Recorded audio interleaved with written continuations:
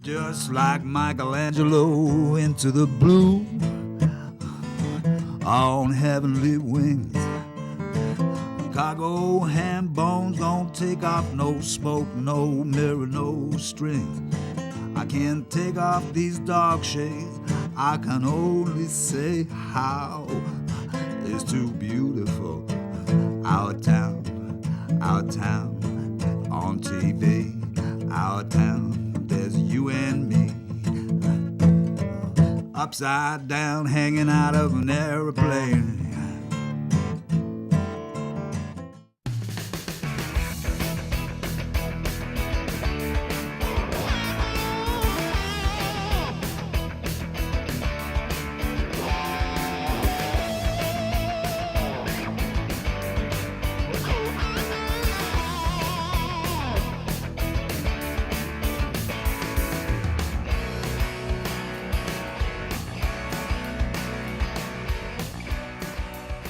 Welcome to this segment of Our Town.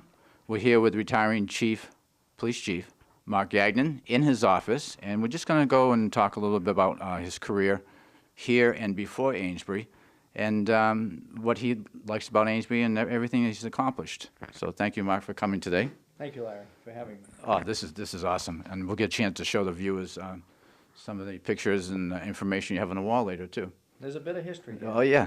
So what's your feelings about retiring? Well, I have mixed emotions. I think there's two times sometimes people look at retiring. One is when their health starts to fail, and that's not the case with me. I'm as healthy as I've ever been, and I feel great. And the second reason is they get disoriented or discouraged by their work, and that's the farthest from the truth. I'm still excited about working. I come in every day with energy and enthusiasm and try to get things done and do new things. So I'm retiring with a good frame of mind and with my health, and that's something that I think a lot of people really look forward to doing, and I'm very excited about that fact that I am retiring, loving my job, and that my health is intact, and that I can enjoy my retirement and my family. Oh, that's good. Thank you very much. Before I ask you how you get started in police force, I'm just going to skip down a little bit further. We're going to change it a little bit. Do you feel you reached all your goals while you were here? I don't think I'm ever satisfied with my own success, and when I say that, it's the agency. We're one unit here. If I'm successful, that means all my employees have been successful. I can't be successful without them. But I think we've accomplished a lot. We've always had a good department. I've been involved, with the department here since '86, when I was hired. Shortly after I became a supervisor in '89. 90, so I was involved in the process of recruiting new employees, doing background checks, and recommending those new employees for future employment. So I've had a stake in the building of the department. You're almost like a coach. As you're talking, I'm thinking like you're putting a team together, like the Celtics or something that's going to work well with the team and with the personnels and. It is the same idea, and it's the same success rate. There is no successful coach without a good team. Right. Yeah. And I recognize that every day, that, my success is due to my employees. And you're only as good as the employees you hire. So if your employees aren't good, I don't care how good of a coach you are or a leader you are, you're not going to be that successful. So you have to have a good team. You have to, show them the level you want the team to function at, and then they will, respond accordingly. So if you go back to when you started, I know later on in the show we're going to be going around where you had some time in Salisbury. Yes. And then different areas before us, which probably really did help, not to just be chief, but coming in and setting up a whole team and doing the right thing. But the accreditation, that's something that's changed nowadays that didn't have a long time ago, right? Yes, that's fairly new. National accreditation, which is called CALIA, has been around for quite a long time. Yeah. It was a very difficult process to attain, especially for a smaller agency, because of all the requirements and the funding necessary to accomplish it. So back around the late 90s, state accreditation started. We got involved in that process early on, and in fact, we're the third agency in the whole Commonwealth of Massachusetts to get accredited. And that's a credit to Chief Cronin and Deputy Chief Ingham, who brought us to that point. But you carried on, though. We carry it on, and we're very, very proud of the fact we're accredited, and we see the value of being accredited every day, and the professionalism, and then the limitation of liability and everything our officers do, because they understand how their job how they have to perform their job, and as well as how they have to document what they do. And that certainly comes in handy when any litigation surfaces. And it's bound to surface sooner or later in this line of work. So it's challenging out on every area. I'm going to go back to some of my notes here. I'm going to skip the first one. We're going to ask how you started, but we'll get back to that when you do your tour here. So what do you love most about Amesbury? Well, I think one of the things I appreciated about Amesbury was I grew up in the city. I grew up in Lawrence. I lived in Lawrence till I was 18. The big city. Yes, the big city. I migrated to the Salisbury area at 18 years old, and when I found Amesbury around that, a little later on, and shortly after that, I was a reserve officer in Salisbury in my 20s. And then when the Amesbury position opened up and I started to explore Amesbury more closely, I really loved the community feel. It was a community that was tight. It was friendly. It was in between where I needed to be because I was living in Salisbury and my family was from Lawrence and Methuen. So it was a good place to be. And then I also, as I started exploring Amesbury, I found the history here is tremendous. You know, the carriage manufacturing, It's a blue collar working. It is blue collar, but it's got so many different facets. It's not just one. It's the carriages, it's the auto industry, it's the boat building, even the hat factory, you know, and there's just so much here. There's so much history here, and you can see all the old brick buildings, and they all have a story to tell. And I think what keeps going is, even though the trades may have changed, the people's drive and desire to still make Amesbury a nice town to live in and to accomplish things in. I think Amesbury actually, you know, since my time here in '87, I think it's steadily improved. You know, the face of the town has improved with the downtown, with the redevelopment. You know, when my career started here in the mid '80s, we were frequently positioned downtown at night, several cruises when all the bars and the nightclubs let out, and you know, we were busy with handling a lot of problems then. Well, French Street was a popular street in the old days. It was. There were quite a few bar rooms there, and that's evolved now into some nice restaurants. Well, very nice you know, restaurants. we're attracting a lot of people here for the right reasons. For our history, for our restaurants, for all the crafts that are available here and the artists. So it's evolved into an even nicer community. I kind of want to blow your horn for a minute, though. You've been very open door policy to the people that work for you and also for the town, and I think that you have a charisma about you that's positive. But some of the speeches you've given to kids about bullying and getting out in the public and not be threatening, but still deliver the message. Do you see yourself that way?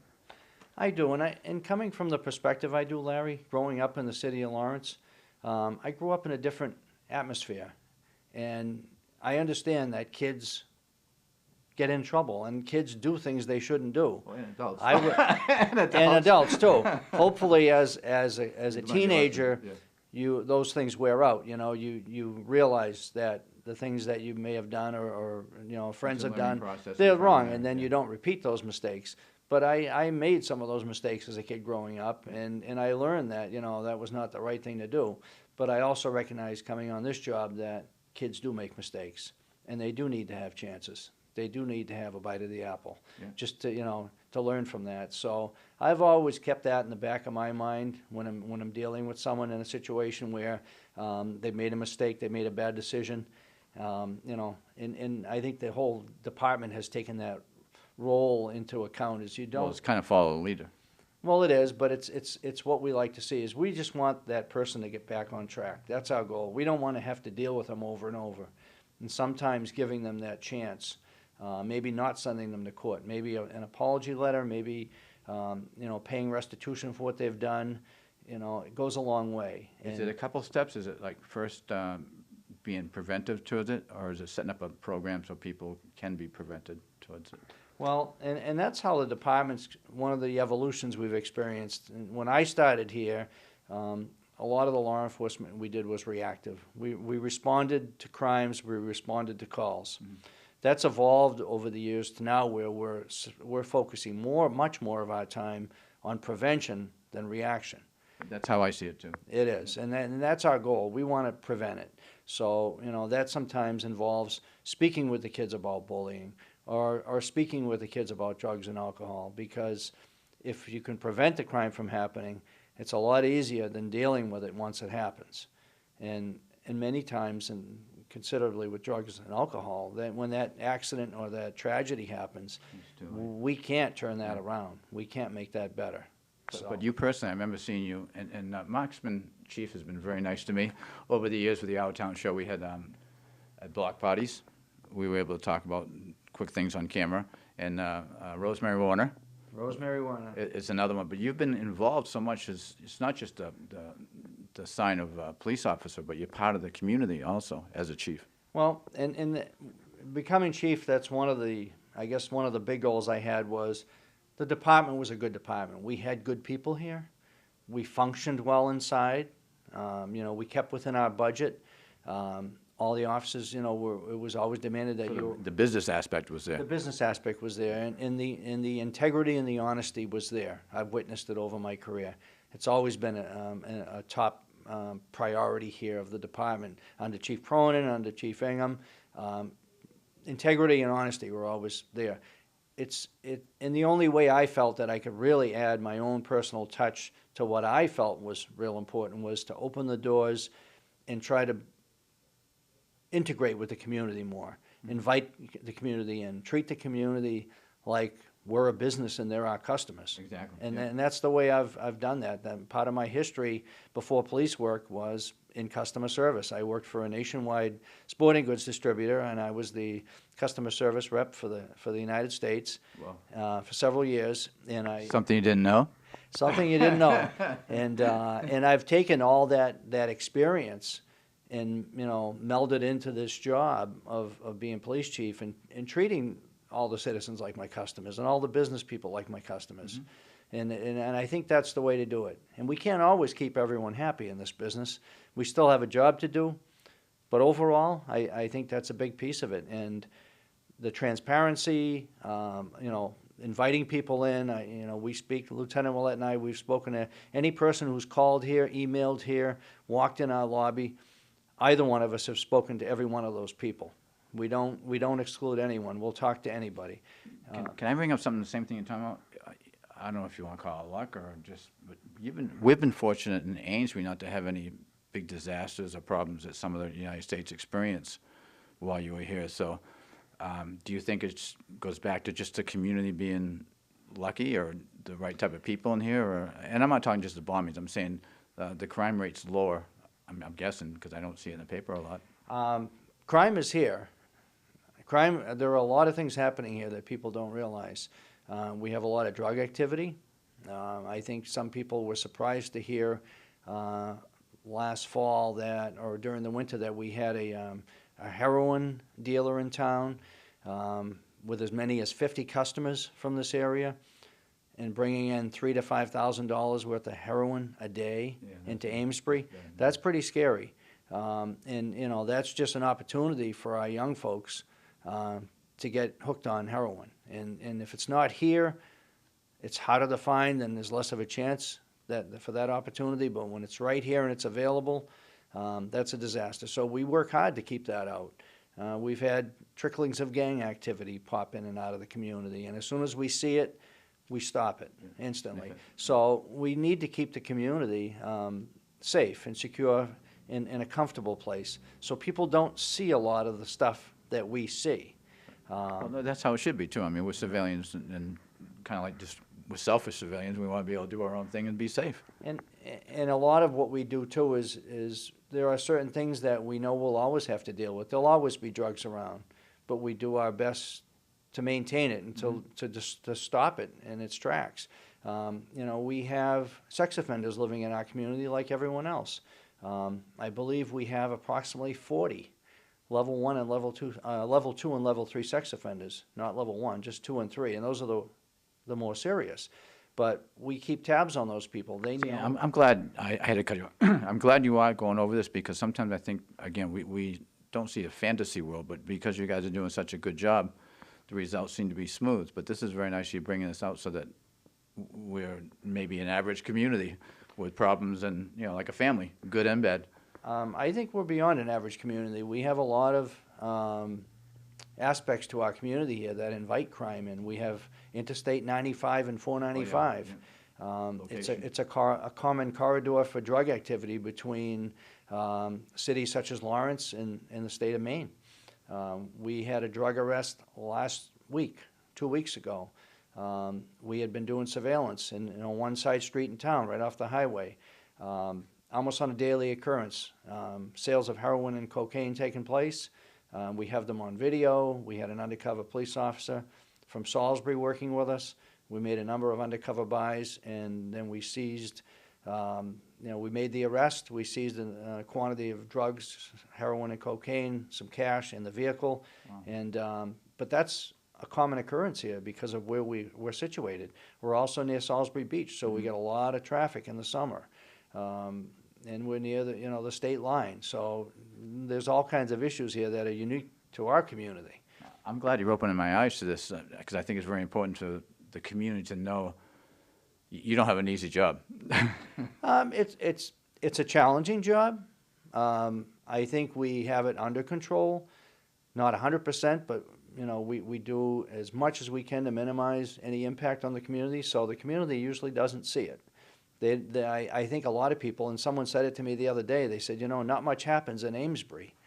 And my answer to that is you probably don't read about much happening in Amesbury, because, the fact that we have maybe, more than a dozen sexual assault cases a year happening in Amesbury, that we have, 40-something level 2 and 3 sex offenders living in Amesbury, that we have, 400 plus domestic violence calls per year. That's consistent over the past 6 or 7 years. Wow. So we have problems. We just do everything we can, to keep them under control, to minimize them, and to keep the community as safe as we can. Now, on a lighter side, on your friendships you've developed over the years, would you like to talk a little bit about that, some friendships? Boy, don't know where to start there, Larry. And I'm not just talking about the police circle, because sometimes police only have police friends. Yeah. And, I have as many or more friends outside of the department as I do in. I love the people I work with here. I've got all good employees. I get along with all of them. My door's open to all of them. I speak to all of them almost on a daily basis, either in passing in the hallway or they come in through the door, because the door's always open, except for now.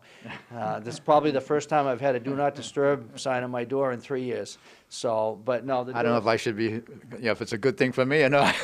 You're privileged. But no, and you know what? I've developed many friendships here, and sometimes that's hard to be a manager and to maintain a friendship, but I haven't really experienced problems with it. The people that I'm friends with here, that I work with, they're respectful of the fact that I have a position, that I have a job, and it doesn't interfere with our friendship. So I've been able to maintain that friendship with the employees here. But on a bigger picture, all the department heads, we have meetings monthly, the mayor's office, all the town hall folks, we're all friends. We are, and we get along great.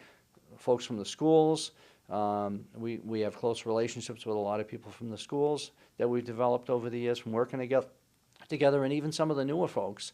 I see it at events like the Heroes events or block parties and stuff behind the scenes, because if I might be filming something, but to set up a shot, you're looking around and people are laughing at each other, they're joking, and they're getting close and not stepping away. So it's really nice that everybody's so close and is concerned about each other.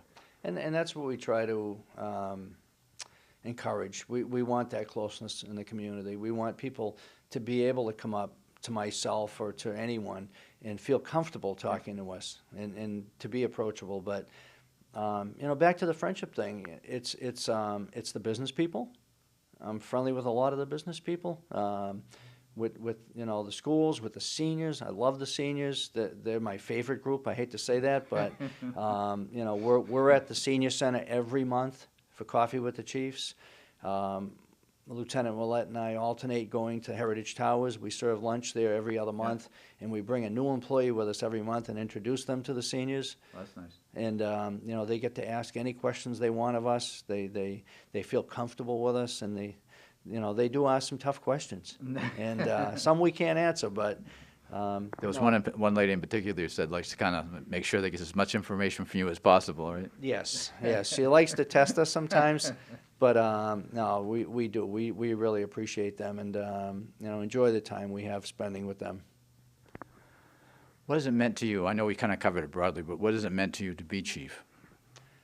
Well, it culminates a career, and it gave me an opportunity to observe the building of this police department over the course of 24 years, and then the last 3 years to take over and try to adjust things that I thought could be better, or try to change things that I thought could be better. And that'll continue on with Chief Willett, July 1st.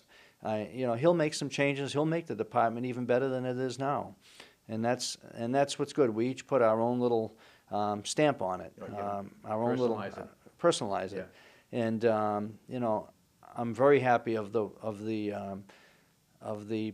integration we've had with the community, and that can still get better. Yeah. We worked hard at it, but that will continue. But that's one of the biggest satisfactions I've had is the amount of interaction we've had with the community, and the openness, the transparency, and the open door policy with the public. Now, to go back when you first started, sometimes when you do a job, you look and you have a goal to get someplace. As you go into the ladder, is going up to, excuse me, each position, did you think you would like to be a chief someday, or was it just, learning each section of the job well, and then saying, hey, I think I can do this good? Honestly, I always concentrated on what I was doing. I don't think I ever stopped working as a sergeant or a lieutenant and said, I have to have that job. Mm-hmm. I was always happy at whatever job I did. I expect you to say that, That's well, your personality. It is, and as a patrolman, I enjoyed being a patrolman. And I enjoyed, the interactions with the public on the street, responding to calls, doing traffic enforcement. And even doing traffic enforcement, I found so many... You never let that go. You still like to get in and talk with the people? I still do. Yeah. I do. But even as a traffic enforcement officer, as a patrolman, you can have those very positive interactions with the public. I stopped a lot of cars, but I had a lot of good interactions with people. Yeah. And you don't have to give, there's no policy here, there never has been, of mandatory tickets or anything else. So you always had that discretion, and you always had the opportunity to, evaluate the situation and make your own decision, and that was always respected. So, but I enjoyed being a patrolman. I enjoyed being a supervisor. I enjoyed running detectives for about 12 years. That was a challenge. That had some great opportunities to do good things with domestic violence victims, with and Bobby Wild. And Bobby Wild, but to bring to watch. Bobby Wild. Yes, Detective Wild, to bring, I brought him into detectives, and I saw the potential he had, and I saw the desire he had to do the job, and the energy, and that's something you really need, and he developed that and found his niche, and he's really good at it. So I was just happy doing every position. So if I had retired as a sergeant, I would have been satisfied. Yeah. If I retired as a lieutenant, I would have been satisfied. But this opportunity came up, and I had a chance to put my spin on my personalization on the department, and I'm very grateful for it. I'm thrilled that I've had this opportunity. But I've been happy along every stage. So we're thrilled that you've been here. Well, I appreciate that. So both of us had notes that we kind of stuck to them when we bounced around, but I just want to give you one more opportunity in case there's anything on there that you want to talk about. Just take your time, and we'll one discuss of the things that we talked about was how police work's changed. Yeah. From 1986 to 2013. And one of the big things I've seen is the job is so much different now. This isn't the job I took 27 years ago. It's dramatically different. The technology, available. You know, we have cruisers now that have laptops in them. You know, we have a system in our dispatch center that is a GPS with a big screen that shows where all the cruisers are in town, and it helps dispatch send the closest cruiser to the call. If we can't find an officer now because he might be in trouble or whatever, you can find his cruiser on the map so we can respond to it. And backup systems also. You have a couple of those GPSs, right? Yes. Yes. Yeah, so the technology has been amazing. You know, when I started here, we were typing reports with typewriters. We had no computer system. 1989, we got our first computer system here, which frightened a lot of us because, you know, none of us were, well, some of the older guys weren't computer illiterate. Some of us were just dabbling with it, but we quickly engaged it and realized the value. And, you know, as you build a database, it becomes tremendous for law enforcement. Yeah. Because you have a history on every call, every address, every person that you run into, and that has dramatically changed the job. The tools we carry, you know, back when I started, we had a nightstick. I hated nightsticks. I don't think I ever used it. It's just, you know, it was a club, and it just wasn't practical. Yeah. So now we have a taser. You know, we can stop a violent person without us getting hurt and without the person getting hurt. Yeah. You know, and it's a great tool. OC spray, pepper spray, another good tool where you can stop some, you know, a violent confrontation from happening with minimal or no, you know, injury to either party, to us or the person we're dealing with. So that's drastically changed the job. The professionalism, you know, we're almost not even interviewing people anymore unless they have a college degree. We're looking for the experience. We're looking for a degree. We're looking for people who want to do service for the community, that, you know, that want to be involved. We're not looking for ticket writers. We're not looking for someone to make as many arrests as they can, because anybody could do that. It's almost, like you said, to prevent crime first. Exactly. Yeah. So that's changed a lot. And, you know, we talked a little bit about accreditation. You know, us starting accreditation in 2001 has brought the department to a whole new level of professionalism, of accountability. Every citizen complaint we get here is documented. Oh, nice. The person has to get a letter saying that we've received their complaint. We have to investigate it. We've got to respond back to them. And that all has to be kept here documented so that when we have our accreditation review, we can prove that we're following what our policies say. And these are all, you know. It's like an ISO 9000 thing almost in business. You have to follow. You set your own rules basically, but you have to follow that and put paperwork in place that says you looked at whatever you said you were going to do and you do it correctly. And it's even more in depth than that because we can't set our own rules. we have to follow established standards for law enforcement. Yeah. These are established national or state standards that have been accepted, so we have to meet those standards. Yeah. It's not setting your own. I guess it's not setting our own. No, it isn't at all. And that's why you're the chief. So, but it is, and it's the best practices in law enforcement. Yeah. Those are developed statewide and nationally, and they're brought into the accreditation cycles, and they're developed as standards. And you know, you have to follow those and meet those standards, otherwise you will not be reaccredited. So, but that's it. The job's changed so much. You know, I mean, it's a different job, and it's all for the better. The crimes we investigate. The internet changed this job drastically. Computer crimes, the things that can be done over the internet with harassment, with theft, stealing people's money over the internet, with schemes and fraud, and now social media has brought it to a whole new level. With, you know, Facebook, you know, instant messaging, texting, sending photos. It's just developed into a whole new field. In some ways, it's good for you, though, because you can observe something, because it's common knowledge, it's open knowledge, right?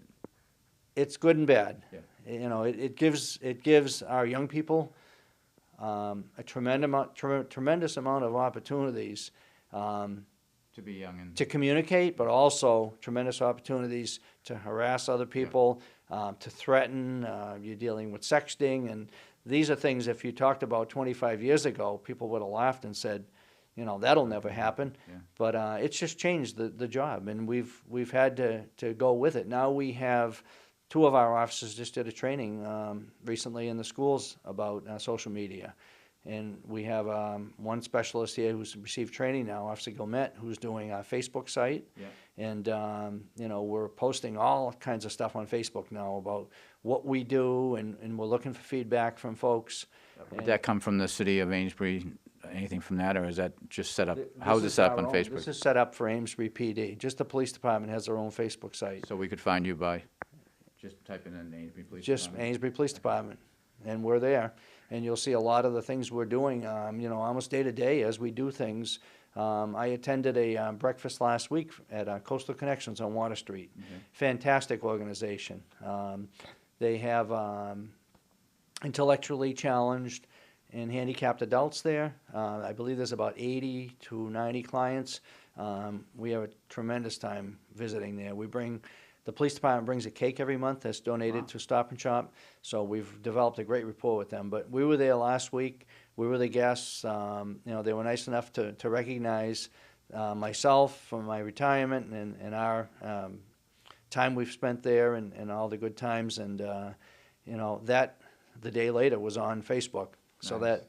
that the community can see what all the things that we're involved in. So it's been a good tool for us. I'm just impressed. I know that you are the interview person today, but I'm just impressed of you as a person, because we've talked briefly, not a lot, but I think you bring out the best in people also, not just the people that work under you, but as a community. People have followed your lead. I know you're a really straight person as far as, not drinking and all that stuff. You carry yourself very positive, so. I try. I'm a very proud family person. I've been married to the same woman for almost 31 years.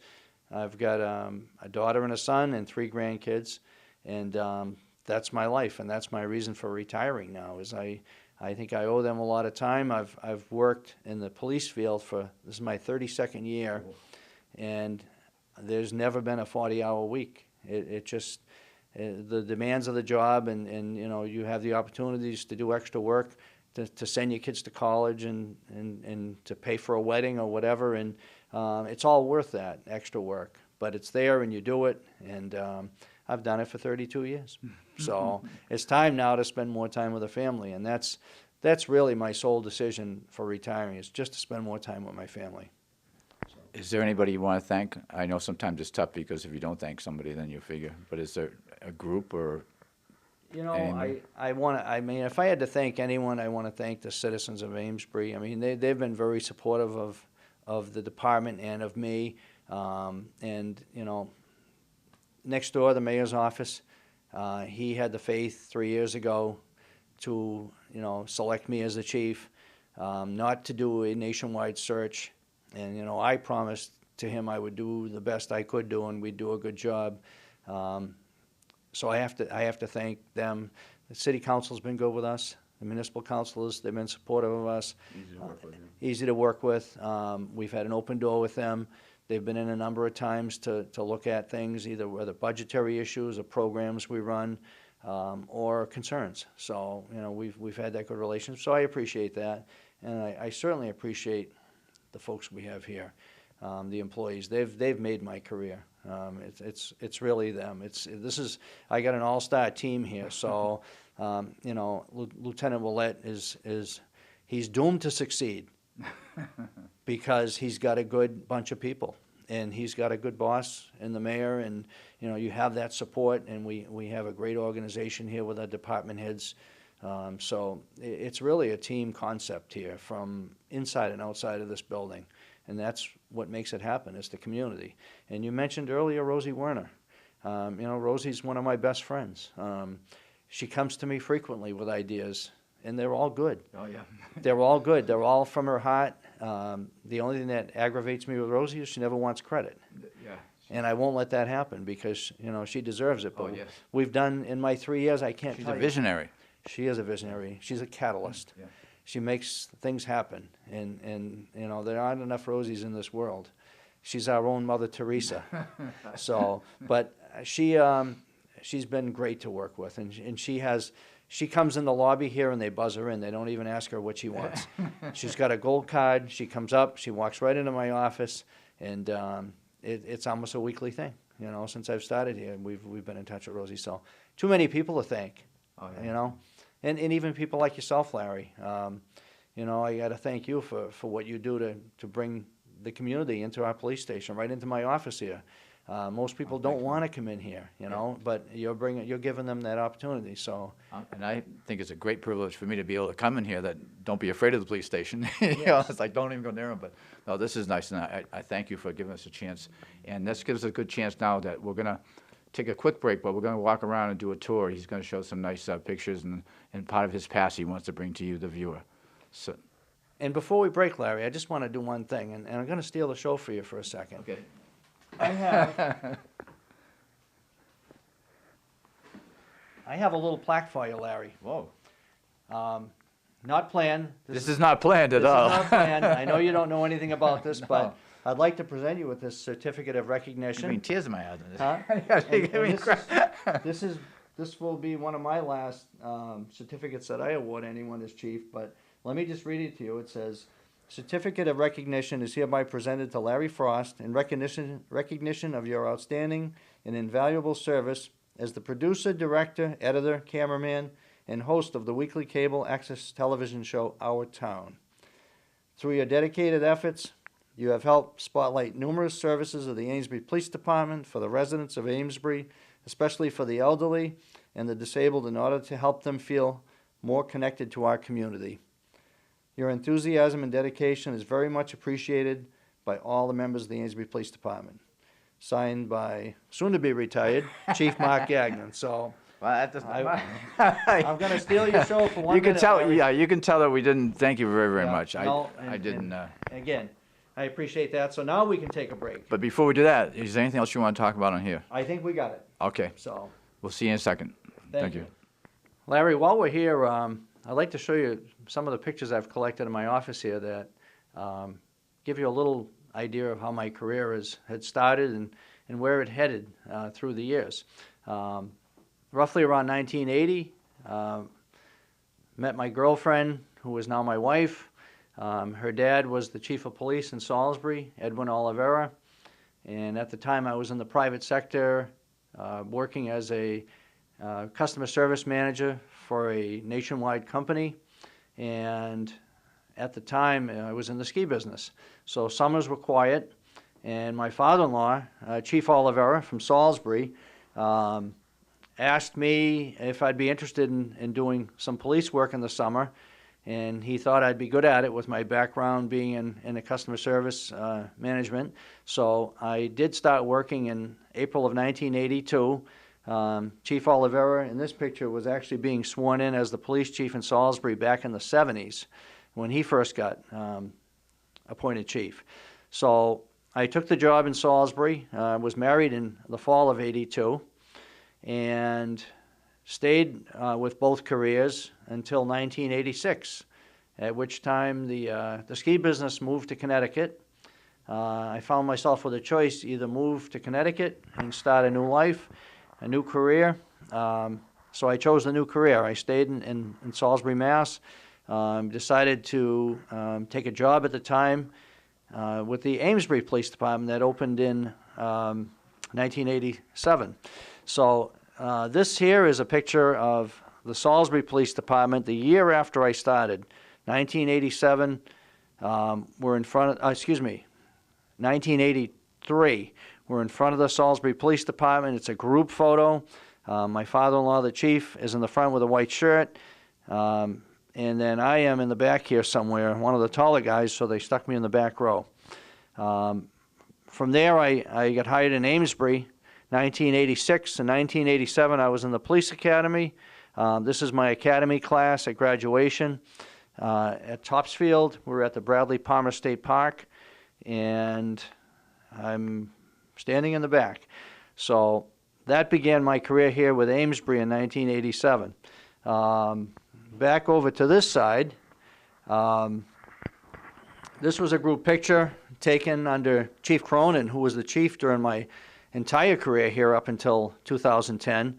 Chief Cronin had been chief for 29 years, and this was a group picture we took right before Chief Cronin and Deputy Chief Ingham retired.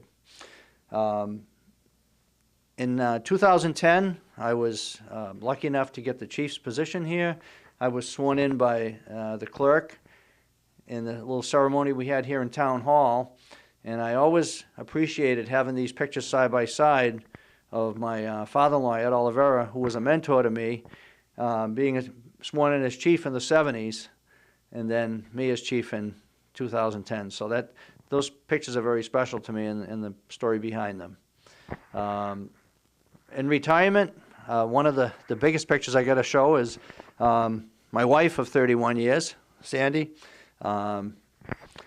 She's been a sweetheart. She's my best friend, and we have a great relationship. We got 2 children, and one of the decisions I made to retire had a lot to do with my 3 grandkids. This photo was taken about a year ago. The little one's a little bigger right now, but they live very close to us. We see them, if not every day, every other day, and I'm sure they will keep me quite busy in my retirement. So that's a little story in a nutshell of how I got into this job and where I'm heading from it. Larry, just a few of the things I've got in my office here that I've collected over the past 3 years that might be of interest to the citizens of Amesbury. I've got a few badges here that were given to us in the past 3 years, and we're always looking for more to keep with the department for historical purposes. I have one badge. It's a special badge from around 1940, and this was from an Officer Frank Kent who worked here.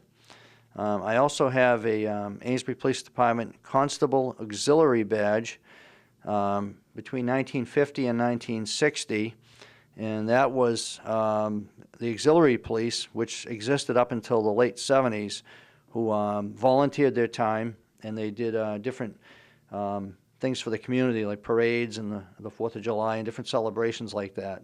I also have a Amesbury Police Department badge that was given to me by Al Sears, and it was his first badge, and this was from around 1963 when he was a police officer here. And more recently, we were very lucky to get a badge from a family in town.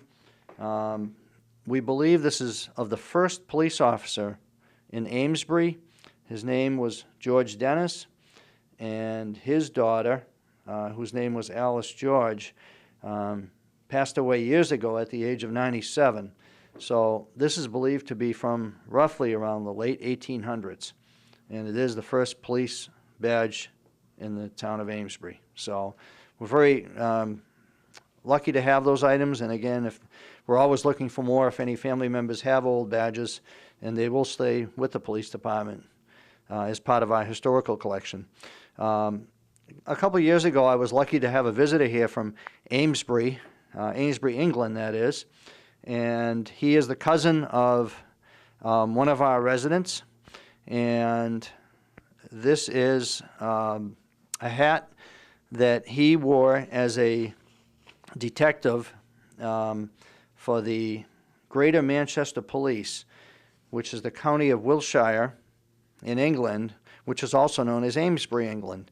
And some of his insignia and badges that he wore as a police officer or a detective in England were also donated to us as gifts, as well as a second hat that was from the police in Sweden that was given to him.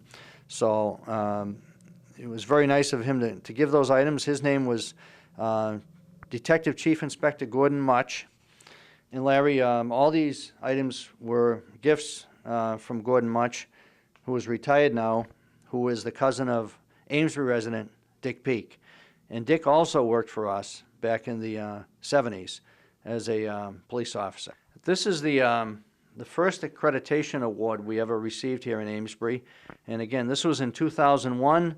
We were first accredited and the third agency overall in the entire Commonwealth of Massachusetts to be accredited, and that was the award we received for that, reaching that distinction. We've done that every 3 or 3+ years since, and then most recently in November of 2011, we received our reaccreditation award for maintaining all the standards and for meeting the requirements, and we're awarded an accreditation award on November 17th of 2011. That is going to happen again this fall, in probably September or October of 2013. We are up for reaccreditation, and that process will be taking place here under the leadership of Chief Kevin Willett.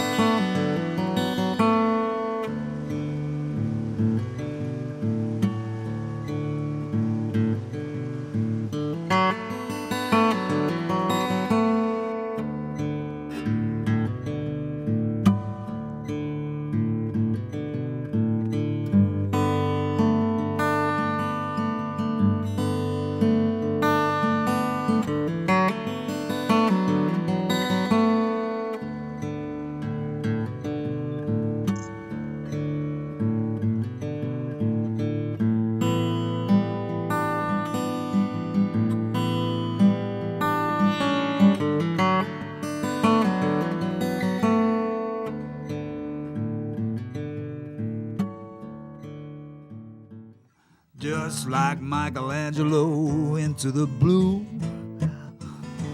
on heavenly wings. Cargo ham bones don't take off, no smoke, no mirror, no strings. I can't take off these dark shades, I can only say how it's too beautiful. Our town on TV, our town, there's you and me. Upside down, hanging out of an airplane.